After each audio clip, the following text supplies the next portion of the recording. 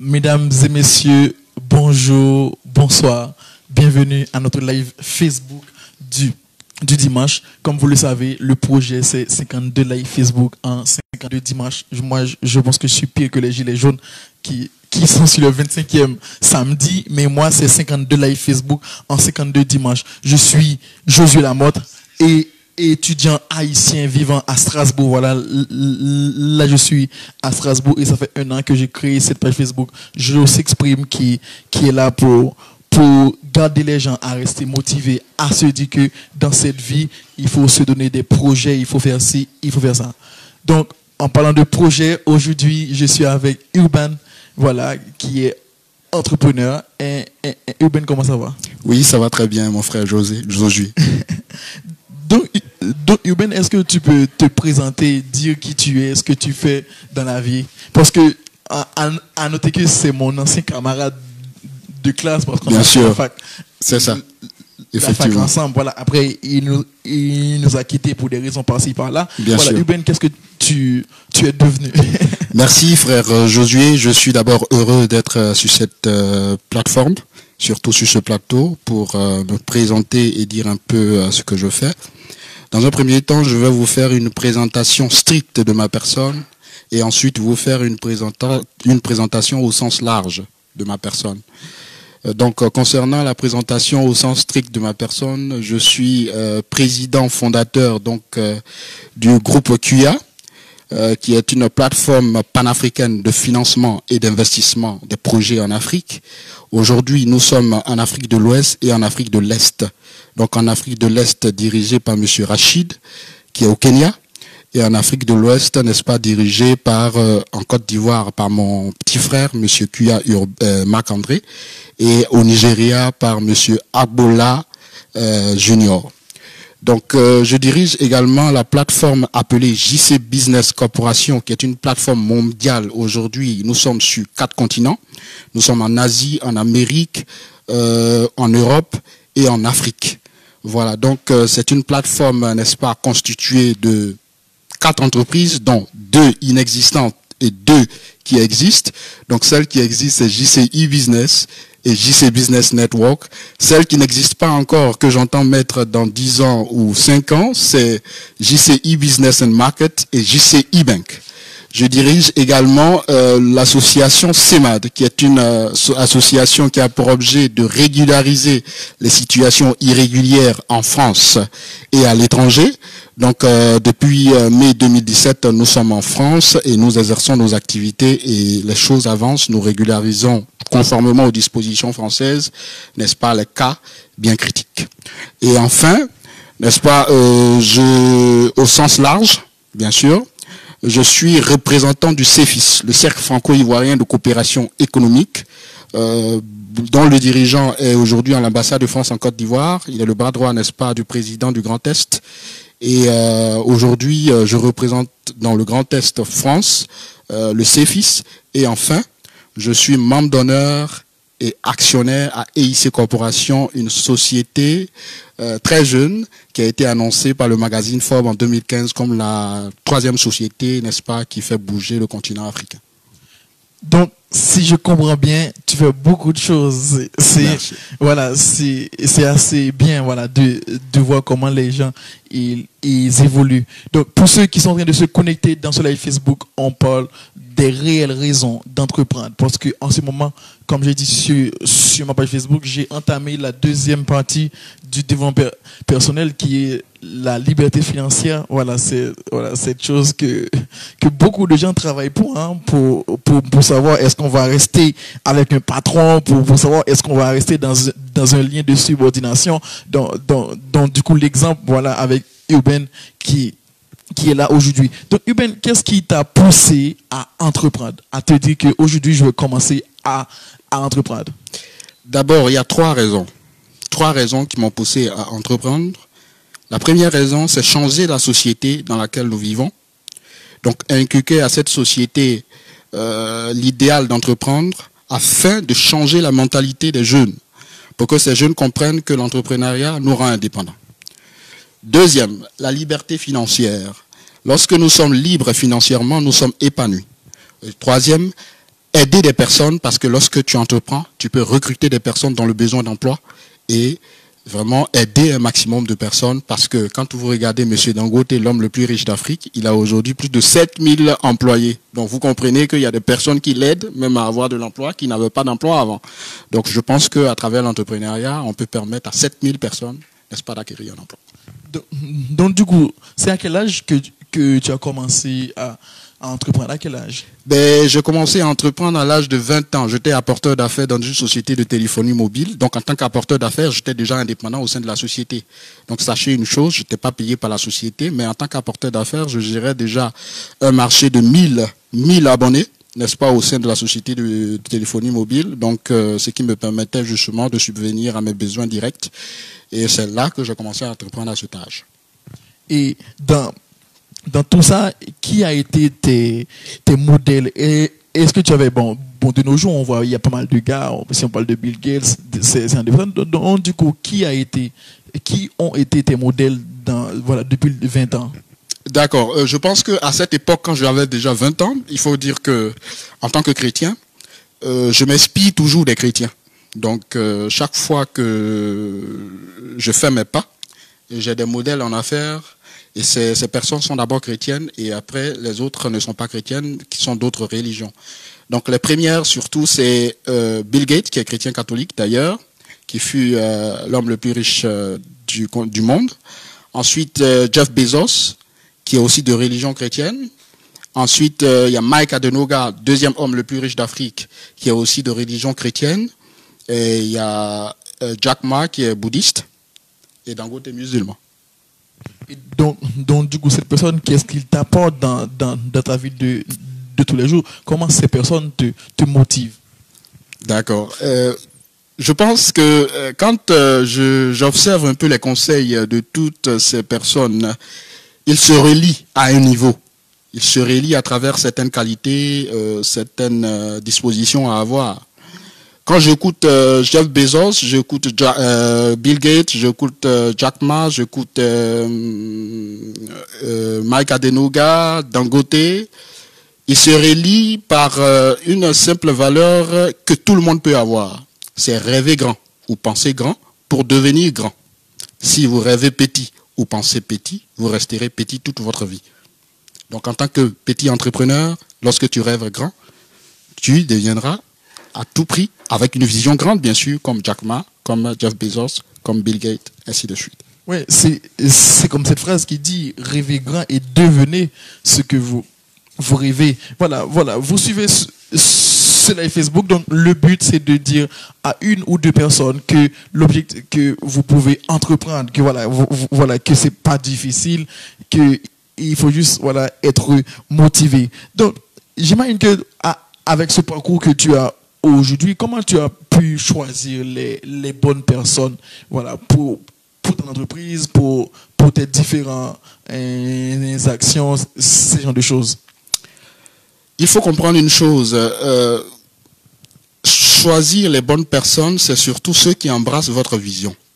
Quand vous êtes animé d'une vision et que les personnes avec lesquelles vous marchez n'embrassent pas votre vision, un conseil de jamais marcher, continuer à marcher avec ces personnes. Parce que ces personnes vont vous limiter dans le temps. Ces personnes vont vous empêcher de réaliser les grands projets que vous avez. Donc, il faut avoir une vision, marcher avec les personnes qui embrassent votre vision. Ces personnes peuvent travailler avec vous et à travers vous, peuvent grandir comme vous.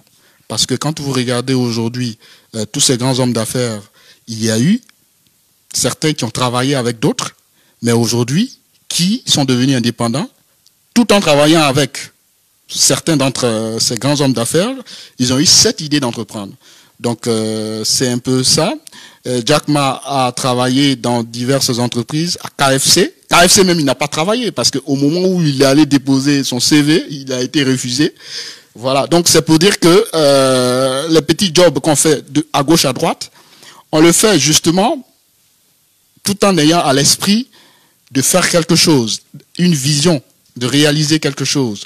Donc, la meilleure idée, c'est de marcher, d'accepter dans son entreprise des personnes qui embrassent votre vision. C'est ce que je peux dire par rapport aux personnes avec lesquelles il faut faire des pas. À toi qui regardes ce live Facebook, tu es salarié, tu es étudiant, tu es au chômage, je pense que tu peux entreprendre si tu le veux. Bien sûr. Donc, avant qu'on arrive dans la profondeur de l'entrepreneuriat, et si quelqu'un se regarde sur live Facebook et dit, est-ce qu'il est obligé d'entreprendre? Quelqu'un peut dire, moi je travaille, je gagne telle somme d'argent, je peux épargner. Est-ce que aujourd'hui là, je suis obligé d'entreprendre? Donc toi, tu répondrais à quoi? Je pense que l'entrepreneuriat, ce n'est pas une obligation. Ce n'est pas une obligation. Parce que tout simplement, nous sommes nés, comme je le disais, à différentes dates, à différents moments. Donc on ne peut pas obliger quelqu'un à entreprendre. Mais je vous dis sincèrement, si vous avez l'intention d'être connu, vous avez l'intention d'aller plus loin, vous avez l'intention d'être un peu comme les Jeff Bezos, comme les Bill Gates, comme les Jack Ma, comme les Warren Buffett, comme les Dangote, comme les Mike Adenoga, comme toutes ces personnes qui sont aujourd'hui des grands entrepreneurs. Si vous voulez vraiment être comme ces personnes, l'entrepreneuriat, vous êtes ouvert. Par contre, si vous ne voulez pas être comme ces personnes et que vous voulez rester à votre niveau, il n'y a aucun souci. Je pense que chacun sait pourquoi il est né, pourquoi il vit, et chacun a une vision particulière qui lui est propre.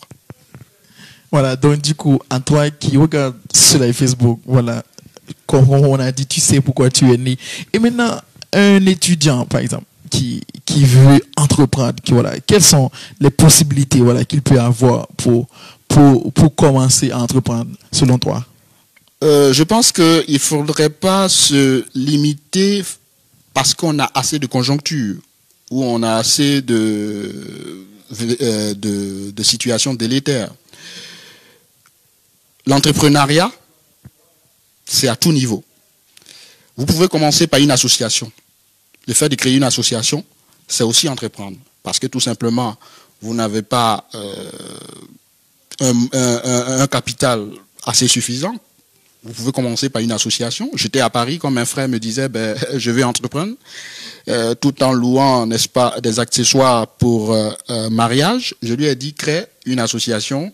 Tu réduis tout simplement le montant unitaire qui ne soit pas similaire au montant, n'est-ce pas, des sociétés du marché. Donc tu réduis tout simplement le montant et puis tu fais de la location. Tu crées une association et dès que ça marche, tu passes directement à une société. EIC Corporation, qui est une société financière aujourd'hui, cette société est similaire à de grandes banques africaines. Elle a commencé comme une association. Elle a été créée comme une association et dès qu'elle a décollé, après que Forbes l'ait annoncé, n'est-ce pas, comme la troisième société, jeune société qui fait bouger le continent africain, elle a été automatiquement créée comme une société normale. Et aujourd'hui, elle fonctionne comme une banque. Elle fonctionne comme une banque. C'est une société cotée en bourse où des investisseurs investissent leur argent. Donc c'est pour dire qu'il ne faudrait pas se limiter par des conjonctures. Commencez par une association si vous ne pouvez pas, ou par une petite entreprise comme vous pouvez. Et je crois que vous allez décoller si vous êtes habité d'une vision.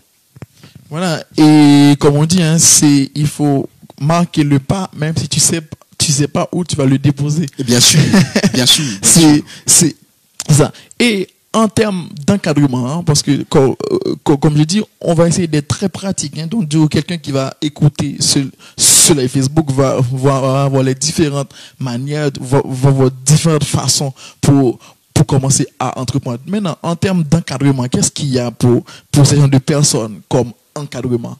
Genre, est-ce qu'il y a on sait qu'en entreprise, il y a des incubateurs, des choses comme ça, mais pratiquement, qu'est-ce qu'il y a en termes d'encadrement? D'accord. En termes d'encadrement, il faut dire que j'ai créé une société dans ce sens qu'on appelle JC Business Network. JC Business Network a pour principale mission de motiver les jeunes à l'entrepreneuriat. Donc à travers des conférences, à travers des rencontres, à travers des séminaires, pour motiver des jeunes à l'entrepreneuriat. À travers aussi la communication, comme les groupes WhatsApp que j'ai mis en place, à travers le groupe QA et JC Business Corporation. Tout ça pour motiver les jeunes à l'entrepreneuriat. Donc pour ma part, en termes d'encadrement, c'est ce que j'ai. Et je prévois, n'est-ce pas, encore une conférence où je vais inviter de grands investisseurs venus d'Afrique, ici en France, pour justement motiver aussi les jeunes à l'entrepreneuriat. Vous savez, on est là pour vous. Et je pense que vous ne devez même pas vous inquiéter. Tout simplement, vous devez suivre ces personnes qui sont plus proches de vous et puis écouter leurs conseils, et je pense que vous allez pouvoir décoller. Donc en termes d'encadrement, il faut tout simplement participer aux conférences, s'attacher plus aux personnes qui ont déjà décollé, et je pense que vous allez pouvoir décoller. Parce que nous, aujourd'hui, ce qui fait notre réjouissance, c'est parce que par l'entrepreneuriat, nous sommes invités. J'ai dit que je suis passé sur First Magazine qui a aujourd'hui plus de 2 millions d'abonnés. Tout simplement par l'entrepreneuriat, je suis passé sur First Magazine, je suis passé sur Tomorrow Magazine, je suis passé sur Abidjan Magazine et deux radios, la radio La Voix de la Diaspora, la radio RBS à Strasbourg. Donc pour vous dire que c'est tout simplement par l'entrepreneuriat que nous sommes parvenus à ce stade. Donc il faut tout simplement participer aux conférences que nous organisons. Josué et moi, nous allons bientôt mettre en place un projet pour aider les jeunes à entreprendre. C'est des conférences qui vont vous aider à travers des conseils stratégiques pour pouvoir décoller. Comme tu es en train de le dire, en fait, je pense que en termes d'encadrement, hein, il y a des livres, en plus de nos jours, il y a tellement de choses sur Internet et aussi il y a des modèles à suivre. Hein, pas besoin de Bill Gates, on a comme toi, je peux dire que toi, tu es un modèle de succès. Et voilà, je pense qu'il y a beaucoup de choses qu'on peut faire, donc du coup, commencer déjà avec un projet et voilà. Mais moi, si vous voulez, je peux faire l'intermédiaire, hein, donc du coup, vous trouvez des personnes qui peuvent vous conseiller, qui peuvent vous guider, voilà. On va dire sur ce droit chemin. Donc à toi qui est sur la Facebook, on parle des réelles raisons d'entreprendre avec un Urbain, qui est entrepreneur avec plus de 2 sociétés. Donc voilà, donc du coup, pour dire qu'il a quand même fait du chemin. Maintenant, quelqu'un qui va rester 5 minutes sur la Facebook, qui veut savoir 2 bonnes raisons pour lesquelles elle doit entreprendre. C'est quoi? 2 bonnes raisons pour lesquelles elle doit entreprendre. J'avais donné 3 raisons dès le départ, donc je vais rester sur 2. Première raison, liberté financière. Deuxième raison, aider des personnes qui sont dans le besoin et qui ont besoin d'aide. Tout simplement. Ouais, donc voilà, donc du coup, c'est vrai que cet aspect de liberté financière, elle revient beaucoup. Pendant qu'on va rester sur l'aspect de liberté financière, pour toi, c'est quoi la définition de la richesse? Parce qu'on est d'accord que en France, on vit dans une société assez modeste, hein, voilà, assez modeste, assez humble, où les gens vont être plus fermés quand ils vont parler d'argent. Donc du coup, pour toi, c'est quoi la définition de la richesse? Par exemple, quand on dit moi, dans 10 mois, dans 10 ans, je veux être riche. Voilà, pour toi, c'est quoi la définition de la richesse? Pour moi, la définition de la richesse, c'est d'abord l'acquisition de connaissances qui vont générer des revenus pour une liberté financière. L'acquisition de connaissances qui vont générer des revenus pour une liberté financière. Il faut comprendre une chose. Si vous n'avez pas de connaissances, vous ne pouvez pas, n'est-ce pas, mettre en place des entreprises qui vont générer du revenu. Mais je ne dis pas que c'est tous qui ont la connaissance et qui créent. Armancio Ortega, qui fait partie des hommes les plus riches d'Europe, il fait partie également des hommes les plus riches du monde, qui est d'origine espagnole, le big boss de Zara. Il n'a même pas fait l'université. Mais c'est dans la pratique des choses qu'il a acquis la connaissance. C'est-à-dire avec qui tu causes, quelles sont les vidéos que vous regardez, comment vous suivez les pas de ceux qui sont devenus riches. Tout ça, c'est la connaissance. Donc le fait de vous imprégner des pas, des informations sur Internet, par la communication, tout en suivant des conférences, en étant aux côtés de ceux qui ont fait des pas, c'est comme ça que vous vous formez et que vous commencez à acquérir des connaissances pour aller, n'est-ce pas, plus loin. Voilà, donc c'est ma définition, n'est-ce pas, de la richesse. Mais il faut comprendre que le succès, ce n'est pas forcément la richesse. La richesse est l'une des conséquences du succès. C'est bien dit. Pendant qu'on est sur la richesse, donc pour toi, c'est quoi ton matelas de sécurité? À noter que matelas de sécurité, c'est une somme d'argent que tu peux avoir, que tu vas avoir. Tout ce qui se passe, tu peux ne pas travailler, tu peux tout payer avec. Ça veut dire que je dis, moi, mon matelas de sécurité pour que je sois bien en ce moment va être temps. Donc, toi, ton matelas de sécurité, c'est combien d'argent? Vous savez, quand j'ai eu cette vision de devenir riche et dans mes pas, je me suis dit jusqu'en 2027, il faut que j'ai 27 milliards de dollars. Et cette somme a été écrite dans ma Bible. Quand vous ouvrez la première page de ma Bible, vous allez voir la somme. Et parce que chaque fois que je médite ma Bible, je tombe toujours sur cette somme. Et je pense que c'est écrit également dans ce livre de Napoléon Hill, Réfléchissez et devenez riche. Écrivez quelque part le montant que vous voulez atteindre et méditez-le chaque matin. Les portes vont s'ouvrir elles-mêmes. Vous n'avez pas besoin de faire des efforts. Et c'est comme ça que ça va venir. Donc 27 milliards de dollars jusqu'en 2027. Oui. Et maintenant, une personne par exemple nous là on est en France, donc du coup, est-ce que la qualité de vie géographique va influencer sur mon projet, va influencer sur mon rêve d'entreprendre? Je pense que ceux qui sont en France doivent savoir une chose. Il y a beaucoup de visionnaires aussi en France. Vous n'êtes pas les seuls. Moi, depuis que je suis en France, il y a eu d'énormes conjonctures. C'est vrai qu'en France, il y a ce qu'on appelle le fixe, qui effraie, qui fait peur. Les déclarations fiscales avec les impôts à payer font beaucoup peur aux personnes.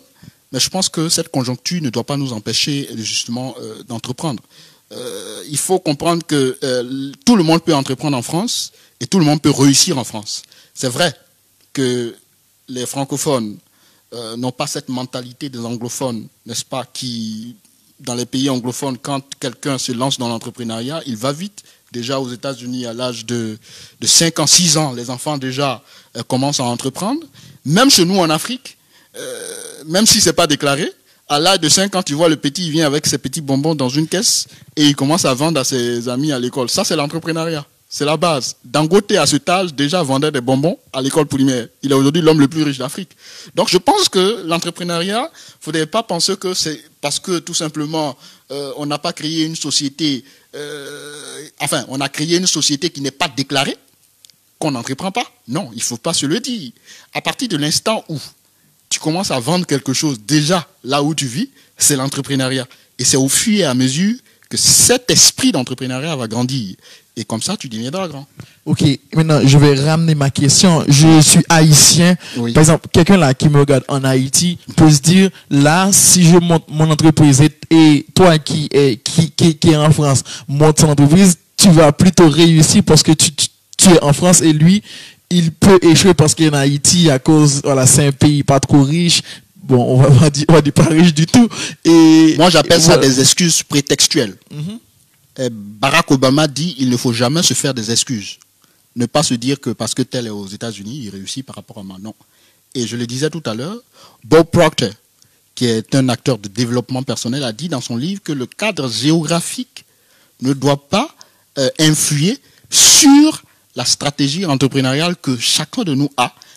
Parce que tout cadre géographique peut nous permettre de réussir.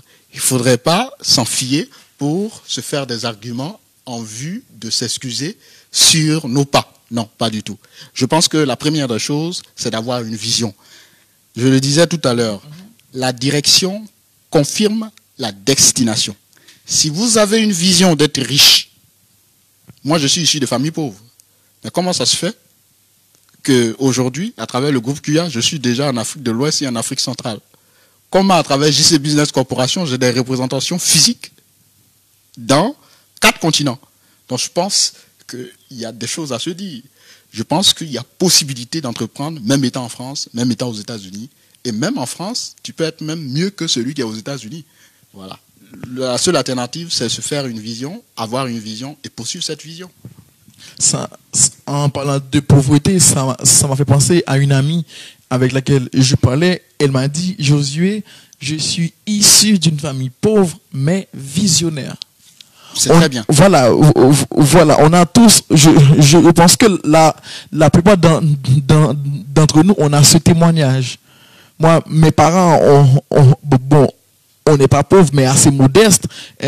Une famille modeste, ils ont compris en me mettant dans telle école, voilà comment j'allais finir. Ou je pense que chacun de nous, on a des familles qui ont travaillé dur pour payer un billet, pour venir faire des études. Tout ça parce qu'ils ont eu une vision. Bien sûr. Il y a d'autres familles qui ont élevé les enfants, malheureusement, qui les ont laissés, bon, je sais pas où, mais c'est pas une question de pauvreté, comme tu as dit, c'est une question de vision. Bien sûr. C'est là où tu veux aller. Bien sûr. Sur Facebook, c'est pour t'encourager à entreprendre, ou même pas que entreprendre pour faire de l'argent, ou même entreprendre pour commencer un projet, entreprendre pour commencer à aider des personnes. De toute façon, ce sera ça mon défi du mois de mai. Commencer quelque chose. Commencer quelque chose. Parce que ce qui nous manque, c'est commencer. Même lui là qui fait un marathon de 2000 mètres là, il commence par un pas. Surtout, il faut persévérer dans sa vision. Voilà. Il y a des difficultés qui vont se présenter à vous. Si vous n'êtes pas courageux, vous allez lâcher. Mais persévérez dans votre vision et vous allez atteindre la vision. Voilà. Donc, je pense que c'est ça. Donc, du coup, on a parlé de l'aspect administratif. Hein. Tu as dit, quelqu'un peut commencer par une association parce que, à vrai dire que, en France, j'ai appelé la chambre de commerce, donc du coup ils m'ont dit pour être entrepreneur il faut avoir la situation de vie privée familiale, donc ça veut dire qu'un étudiant qui a un titre de séjour il ne peut pas être entrepreneur, mais comme on avait parlé, donc tu peux être associé avec quelqu'un qui est entrepreneur, qui est français ou voilà qui a le droit d'entreprendre en France et même faire des partenariats, voilà. Donc du coup c'est ça comme tu as dit, donc du coup ça c'est l'aspect administratif. Bien sûr. Donc maintenant quelqu'un par exemple qui se dit il veut entreprendre et il n'a pas de projet, qu'est-ce que tu réponds à cette personne? Je pense que tu veux entreprendre et tu n'as pas de projet, c'est tout simplement simple. Cherche tout simplement les personnes qui ont des idées, qui partagent leurs idées à travers des vidéos de développement personnel ou à travers des conférences, qui partagent des idées, et pour que ces personnes puissent t'inspirer d'une idée, puissent détecter ton talent, pour que tu puisses trouver en toi ce que tu es capable de faire, ce que tu maîtrises, que tu pourras faire. Je pense qu'à chacun de nous, il y a un talent. Dieu ne nous a pas créés pour rien. Voilà, Dieu nous a créés avec un talent, avec des qualités, avec des qualifications. Et je pense que si nous nous instruisons, nous nous informons au fur et à mesure, eh bien nous-mêmes, nous allons détecter le talent que Dieu a mis en nous. Et c'est ainsi que le projet va naître. Et avec, n'est-ce pas, l'environnement dans lequel nous sommes, nous allons pouvoir bâtir un bon projet et puis voilà, partir, décoller. On va finir. L'entrepreneuriat n'a pas d'identité. Que tu sois africain, que tu sois français, que tu sois asiatique, que tu sois de n'importe quelle nationalité, sache que tu peux entreprendre. Comme tu as dit, c'est une question de vision. C'est une question de vision, de persévérance. Maintenant, petite question pour finir. Comment tu as pu te discipliner? Parce que quand on dit entrepreneur, on est presque seul sur le chemin. Maintenant, comment tu as pu te discipliner pour savoir que tu vas pas si tu dis c'est ça ma vision, je veux rester dans ma vision. Comment tu as pu faire ça de 20 ans jusqu'à maintenant, rester dans cette vision? Comment? Dis-moi. Je pense que c'est la grâce de Dieu. Je pense que c'est la grâce de Dieu. Chaque fois que je fais des pas dans ma vision, ce qui confirme que Dieu est avec moi, c'est à travers des hommes de Dieu que Dieu envoie vers moi pour approuver, n'est-ce pas, que tu es dans la bonne voie et que Dieu est avec toi. Le 12 mars 2017, à l'Épi, l'église qu'on appelle l'Épi, un pasteur du nom de Luc Dumont a confirmé, n'est-ce pas, que je suis sur les pas et que je ne suis pas loin. Il n'est pas le seul. Déjà, en avril 2010, un pasteur en Côte d'Ivoire, dans une église qu'on appelle l'église USO, est venu encore confirmer que Dieu est avec toi dans cette vision. Je pense que je suis dans la bonne voie et que cette vision, je pourrai l'atteindre. Je ne suis pas loin. Et maintenant, dans ta vie de tous les jours, comment tu fais ton planning? Comment tu vis dans ta vie de tous les jours, voilà, avec cette vision pour ne pas la perdre? Mais je vous l'ai déjà dit. je vous ai dit que ma vision d'atteindre 27 milliards en 2027 est écrite dans ma Bible. Donc, à force de méditer, je passe toujours sur ça. Vous comprenez? Donc, c'est d'abord cette discipline de méditation régulière qu'il faut avoir. Ensuite, vous resterez focalisé. Vous resterez dans ce qu'on appelle des consistencies. Donc, la consistance. Donc, une fois que vous êtes dans la consistance, eh bien, je pense que c'est la meilleure discipline qu'on puisse avoir. La consistance, c'est ce qu'on veut. C'est pour ça, 52 live Facebook en 52 dimanches. Consistance. Faire des briefings, trouver des personnes pour parler pour les live Facebook, c'est la consistance. Et je crois, et on y croit, c'est ce qui nous manque. Nous, c'est la consistance. Et c'est pour ça qu'on avait parlé, qu'est-ce qui manque aux Africains. Voilà. On doit être vrai. Hein? Qu'est-ce qui manque aux Africains? Qu'est-ce qui fait que de nos jours, l'Afrique n'avance pas? Bien sûr. Il y a des intellectuels, il y a des doctorants partout. Qu'est-ce qui fait que l'Afrique n'avance pas? Qu'est-ce qui manque à nous, les Africains? Qu'est-ce qui manque? Tu penses quoi?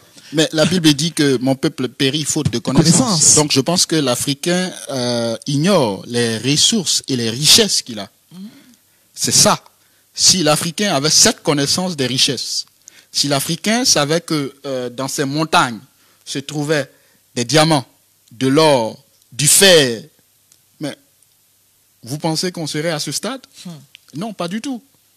Et je pense que c'est ça. Mais aujourd'hui, avec l'évolution des choses, l'Africain est en train de se réveiller. Nous voyons Kémy Séba qui fait des conférences de part et d'autre, ce qui est déjà bien. Nous voyons également le président Gbagbo, sa sortie de prison, qui annonce de bonnes couleurs. Ainsi de suite. Je pense que l'Africain est en train de se réveiller et je pense qu'avec le temps, on va pouvoir nous-mêmes mettre nos mains mises sur, effectivement, sur les ressources que nous avons et pouvoir, n'est-ce pas, faire de ces ressources des revenus à forte quantité qui vont servir à l'économie du pays. C'est pour ça, s'il y a une chose à ne pas faire, c'est se mentir à soi-même. Bien sûr. Il y aura deux Africains qui vont évoluer, mais on veut que tout le monde évolue. Et ça, si je suis en confrontation avec mon frère, je suis en confrontation avec mon cousin, mon voisin, on va nulle part. Je pense qu'il nous faut ça, il nous faut cette tolérance en Afrique de savoir que tu as le droit d'évoluer. Hein. Pas besoin que je sois jaloux de toi. Non, au contraire, je vais m'approcher de toi. Je ne vais pas dire non, lui, il fait son gars évoluer, il fait son français là. Non, au contraire, moi je vais m'approcher de toi pour savoir comment toi, tu as pu faire ça. Bien sûr. Voilà, donc du coup, ça, là, j'ai été vraiment clair parce qu'on ne doit plus se mentir. Bien sûr. À soi-même. Donc, un conseil pour finir aux gens qui nous regardent. Allez, je t'écoute. Bien, pour finir, je voudrais inciter les jeunes étudiants et les jeunes à être des acteurs dans l'actif et non des acteurs dans le passif. Je vous explique c'est quoi l'actif. L'actif, c'est lorsque tu mets ton argent dans quelque chose pour générer du revenu. Exemple, tu crées une entreprise avec un capital de 100 € pour générer du revenu. Le passif, c'est lorsque tu mets ton argent dans quelque chose et qui ne t'apporte rien. Exemple, tu achètes un vélo, tu es toujours dessus, mais ça ne t'apporte rien. C'est seulement pour te déplacer, mais ça ne t'apporte pas quelque chose comme de l'argent. C'est discutable. Voilà. Non, ça ne t'apporte pas de l'argent. L'exemple du vélo, c'est comme un véhicule. Parce que je ne paye pas Uber. Donc, non, c'est comme un véhicule. C'est comme un véhicule. Tu l'achètes, mais tu mets de l'essence. Ton argent est toujours en train de mettre de l'essence. C'est tout. Mais ça ne t'apporte rien. Or, quand tu crées une entreprise, quand tu es actionnaire dans une banque, quand tu es investisseur, hein, quand tu mets ton argent justement pour que ton argent puisse se multiplier, eh bien, ça c'est ce qu'on appelle l'actif. Et j'incite les jeunes à être des acteurs de l'actif et non des acteurs du passif. Soyez intelligents. Je n'ai pas dit avoir des diplômes, des doctorats, mais soyez intelligents. Et cette intelligence, on sait où la trouver. Demain, 18h, à la Roberto, j'ai un ami qui est entrepreneur qui va venir apporter une opportunité d'affaires. C'est titré Conjuguer votre futur au présent. Bien sûr. C'est ça. Soyez intelligents. Donc du coup, c'est ça. Je vous attends demain 18h à la Roberto, 14 route de la vente Zeno, voilà, pour venir parler d'entrepreneuriat, parler de projets. Je pense qu'il y a beaucoup de choses à faire et félicitations à c'est pas mal d'étudiants qui commencent à faire des petites choses. Je connais 2-3 étudiants, qui commencent à faire, qui savent bien cuisiner, qui proposent aux gens de cuisiner pour eux. Ça commence comme ça. Bien sûr. C'est pour ça que ce qu'on veut, c'est toutes ces personnes qui ont des mini-projets comme ça, les encadrer, les prendre avant que d'autres disent, ah, je connais un tel qui avait ça, il n'a pas réussi. C'est ce qui nous détruit. Hein. Bien sûr. Toujours quelqu'un qui a connu quelqu'un qui a échoué. Mais jamais un témoignage de succès. Mais pour ajouter, il faut comprendre que l'échec est l'éternel élixir du succès. Voilà. À force d'échouer, vous finissez par réussir. Donc si vous échouez une fois, persévérez, vous réussissez. Voilà. Donc du coup, nous, dans J'ose exprime, on veut des exemples de succès, comme toi. Bien sûr. On veut des exemples de succès. Donc du coup, on va fermer nos oreilles là pour les gens qui vont dire, ah, toi tu fais de live Facebook, ça va pas fonctionner. C'est ça. Bien on a sûr. toujours une personne qui a connu quelqu'un qui a échoué, mais jamais qui a réussi dans ce qu'il a fait. Donc, s'il vous plaît, parlez-nous de succès et les échecs. On verra après comment les changer en succès. Bien sûr. Vivez pour vos rêves. Vivez pour qui vous êtes. Comme on a dit, on peut rattraper les études, mais pas les affaires. Bien sûr. Donc, s'il y a une opportunité qui est à vous aujourd'hui, prenez-la. Bien sûr. Merci Ruben. Merci à vous. Voilà, je pense merci à vos collègues également. Voilà, qu'on pourra faire beaucoup de choses ensemble. Merci sûr. à Brunet, voilà, qui a été là aujourd'hui avec nous. Merci à François, l'éternel, l'incontournable, voilà, le fidèle. Merci à Thibaut, un futur partenaire de Ruben, et merci à toi, à chacun de vous qui a regardé sur la Facebook, qui va liker, qui va partager et qui va décider d'avancer, qui va décider de faire le pas. Sachez que tout commence par vous et finit par vous. C'était votre ami et serviteur, Jojo s'exprime. Merci. Merci.